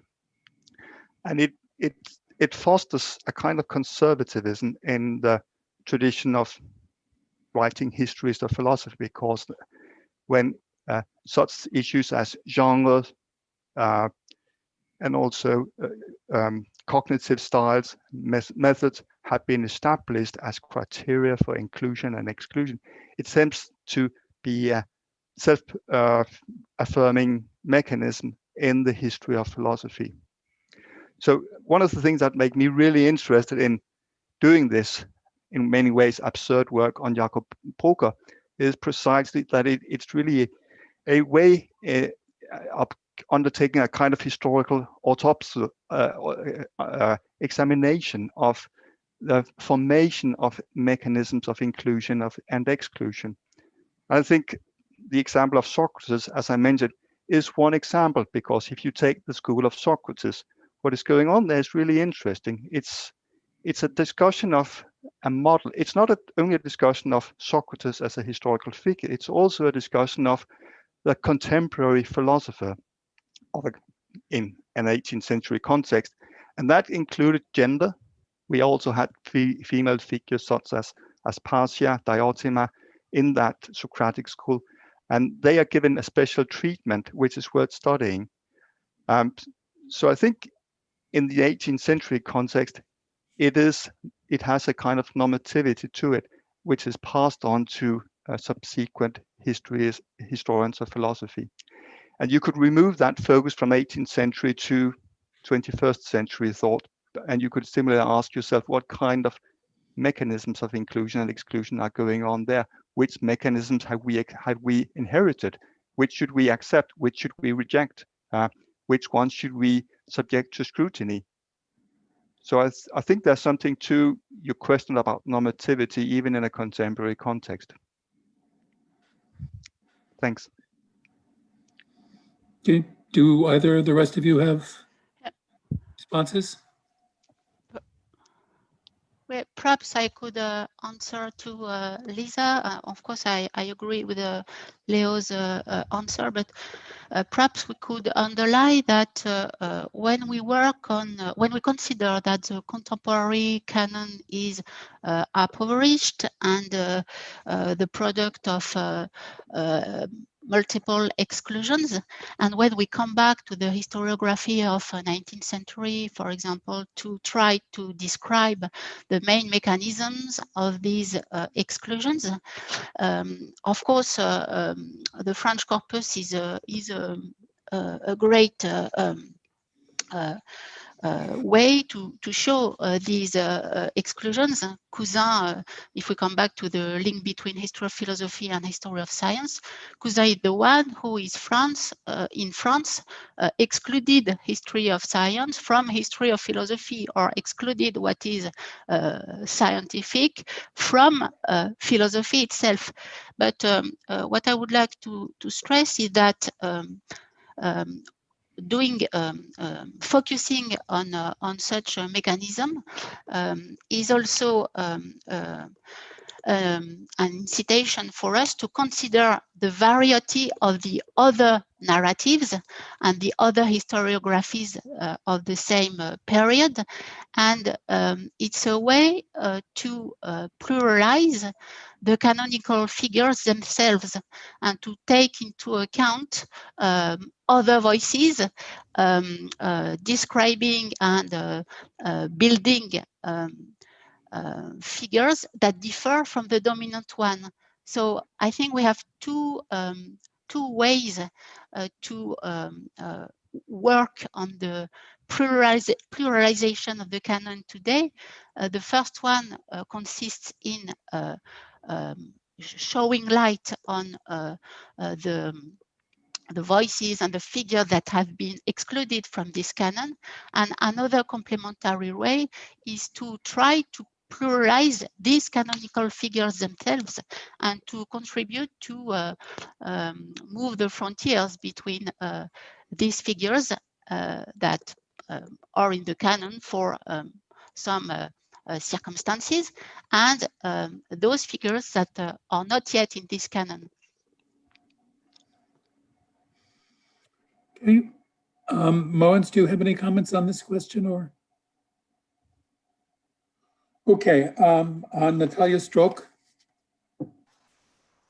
Well, thank you very much for your thoughts. Very interesting.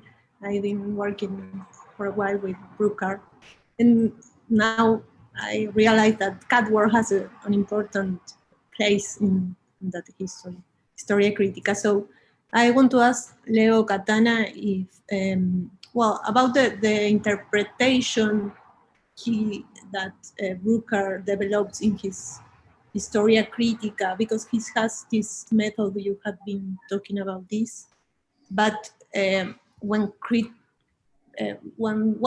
he says that Cadwar has a Platonic reading of the Socratic school, what is his starting point, his interpretation key for the Socratic school? Of maybe there is nothing, but I think he has something to say.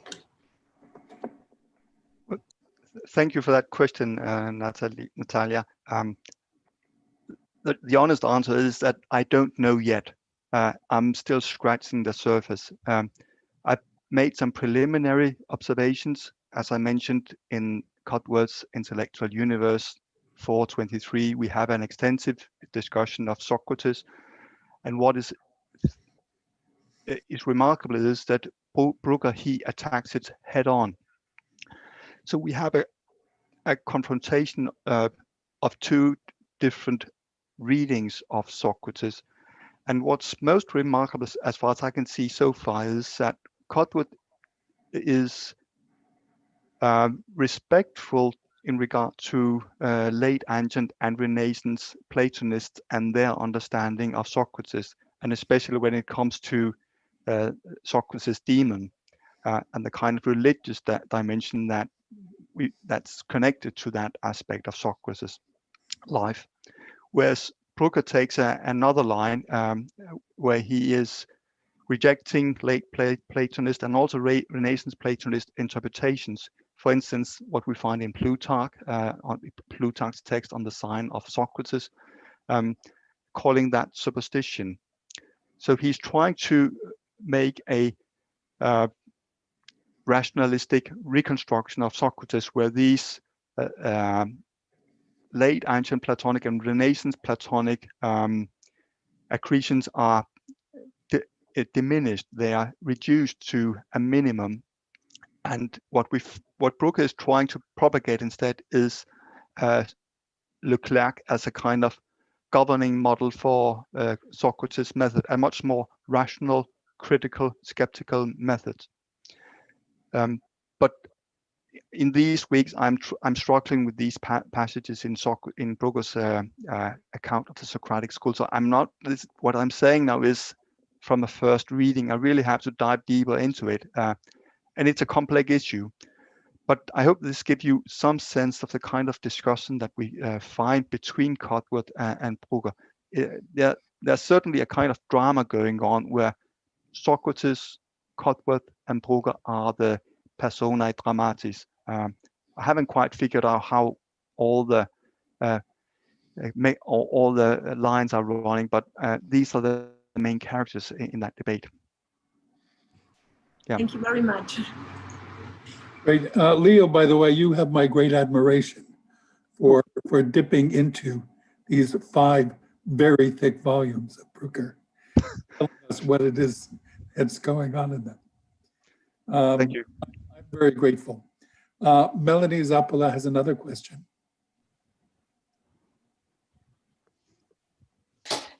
Yes, I just have another question for Delphine Antoine-Mahut this time.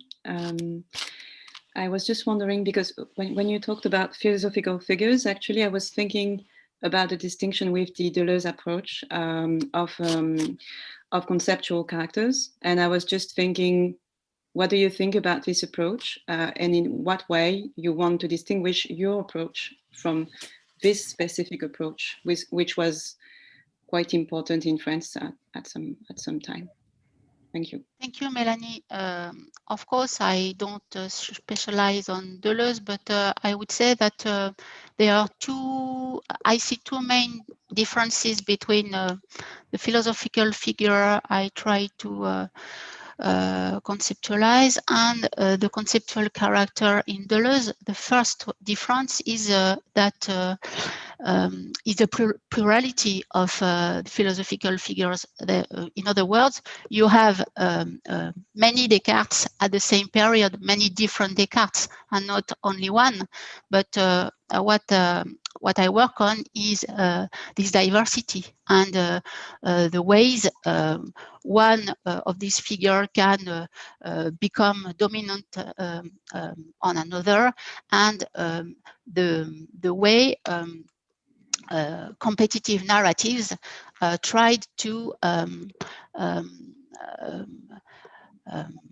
defend another Descartes. So the first point would be the plurality, and the second difference would be the rhetorical dimension of the philosophical figure, whereas as I understand it in Deleuze, the conceptual dimension is closer to a fiction or an abstraction. I'm more concerned with the concept of philosophical figure, with what I call the rhetorical dimensions of the argumentations. Mogens, you had a comment on this as well? Yep. You're mute. Yeah, I know. I just had a little comment on this, just because, so I presume you, so not just Deleuze, but Deleuze and Guattari, two others. But I presume that you're talking about not so much the conceptual characters as much as the philosophical persona, which is sort of the thing that they develop in there. And what Delphine points to, this thing about the plurality of the figures that she talks about, is really pointing to the important thing here. I think there's something one has to realize that is important about Deleuze, is just how much he owes to Ferdinand Alquier. And this notion of the philosophical persona really is sort of the last nod to Ferdinand Alquier's philosophical gestures. I mean, if you look out throughout Deleuze's entire engagement with the history of philosophy, what he does every time is that he comes up with some sort of take or move, underlying move that's supposed to explain everything, whether it be expression in Spinoza, or the fold in Leibniz, or the qualitative pluralities in Bergson, or whatever it is. Now, and what he comes up with there. Now, if you go and see the conceptual persona, or the philosophical persona of the Qu'est-ce que la philosophie, the basic figure, they give this little drawing with looks like an ox's head, and it represents the cogito. That's a nod to Ferdinand Alquier's idea of philosophers all have a fundamental gesture. So I think that's where it comes from. And I think that's very, very important we don't mix that up with what it is that Delphine is trying to do, because he's trying to pluralize the figures, not reduce them to a gesture. So there's another, but there are other people who work with philosophical figures, persona, characters. But I think there might be something to be said for a good comparison. It's a project that I think of that they were doing in Sydney some years ago. A big project on the philosophical persona that was done by Ian Hunter and Conal Condren and Stephen Gaukroger. And I was wondering, Delphine, whether you have looked a little bit at how your project would relate to that conception of the philosophical persona. On this precise point, I have nothing to say because I have no, I haven't read Stefan on this topic. So okay, so we'll just let it fly. Okay, one last and hopefully short question from Des Hogan. Thank you. This is a question for Leo. Can you hear me? Can you hear me? Leo, you're there. Yes, okay. Yes, I can. Yeah, Leo. So it's a question about Bruker, and I was interested. I've been talking to Kimberly Brewer about this. She's working on Bruker's influence on Kant, of course, because Kant learned his Plato from Bruker, and the reading of Plato you find in Bruker is very Augustinian. In particular, the ideas, the Platonic ideas, are ideas in the mind of God, as he represents it. So I was interested to hear you describe him as trying to free the interpretation of Socrates from these later religious and Christian accretions, when it looks as though his interpretation of Plato is very much influenced by Neoplatonic and Christian elements. I was wondering, is there a political explanation for that, or have you any clue about what's going on there? Thank you for that question. Just one clarificatory question. So when you refer to, you're asking me whether I think Bruker and his understanding of Socrates has these political underpinning or motivation. Or are you asking about Kant? Is there a reason why he doesn't seem to be at all interested in going back and finding out the original Plato? The version of Plato it gives you is a very Christian reading of Plato, according to which the Platonic ideas are actually ideas in God's mind, as opposed to his reading of Socrates.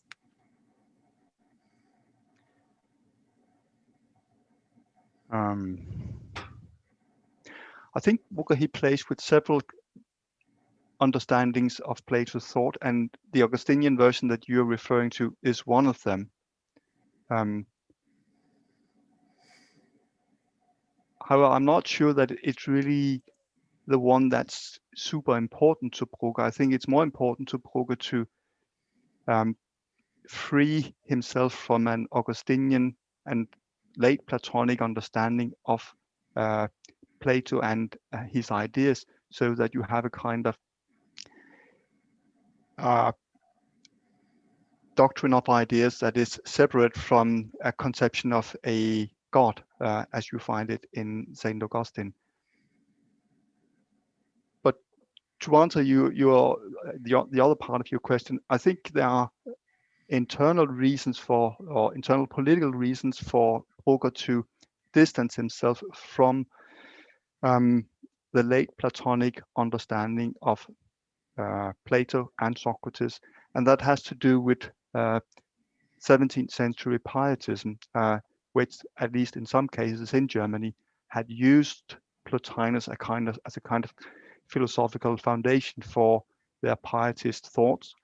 That comes out in Hunch and others around 1700, and for these reasons, it became politically dangerous to have a fraction within the Protestant Church that claimed some kind of direct communication line to the divinity, and that seemed to be something that could be warranted by means of a late Platonic understanding of both Plato and Socrates. So Bruker, he wanted to, and he says that explicitly in his preface to his History of Philosophy, that he wanted to write an apologia, an apology of the Christian Church. So there is a apologetic, which is also political purpose governing his Plato interpretation. Very helpful. Thank you very much. And I think we're going to have to end here. I'd like to thank all of the participants and the audience for a wonderful session wonderful papers and wonderful discussion.